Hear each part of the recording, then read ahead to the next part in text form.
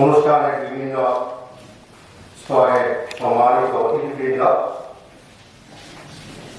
ইফতার মাহফিলে উপস্থিত আমার শ্রদ্ধাভাজন সম্মানিত দিনদার মুসলমান ভাইয়েরা, আসসালামু আলাইকুম ওয়া রাহমাতুল্লাহি ওয়া বারাকাতুহু।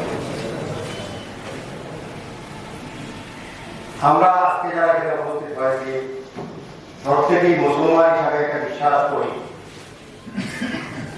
মহান রাব্বুল আলামিন আমাদেরকে তার প্রতিনিধি হিসাবে সৃষ্টি করেছেন।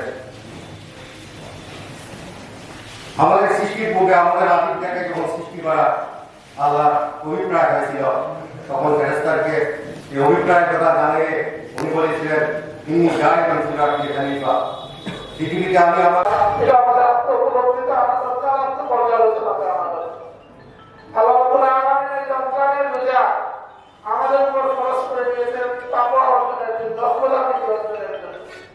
আর এই রমজান মাসের একটা ফজিলত আল্লাহ রাব্বুল আলামিন দিয়েছেন যে আদম সন্তানের প্রত্যেকটি কাজের প্রতিদান আল্লাহ রাব্বুল আলামিন 10 থেকে 700 গুণ পর্যন্ত বাড়িয়ে দেন। আর রমজানের রোজার ব্যাপারে আল্লাহ রাব্বুল আলামিন বলেন যে রোজার প্রতিদান আমি নিজে অথবা আমি নিজ হাতে দেব। আল্লাহ রাসূল সাল্লাল্লাহু আলাইহি ওয়াসাল্লাম বলেন যে রোজাদারের জন্য দুটি আমল, একটি হচ্ছে ইফতারের সময়, আর একটি হচ্ছে তার আমাদের কঠিন সময় যখন আল্লাহ রাব্বুল আলামিনের দিদার অর্জন করা হয়। ইহুদিদের নাম কাফেররা উনার উপরে যুদ্ধ করে চাপিয়ে দিয়েছে, তারপর উনি ম্যাক্সিমাম যুদ্ধে মুহাম্মদ সাল্লাল্লাহু আলাইহি ওয়াসাল্লাম জয়ী হয়েছে।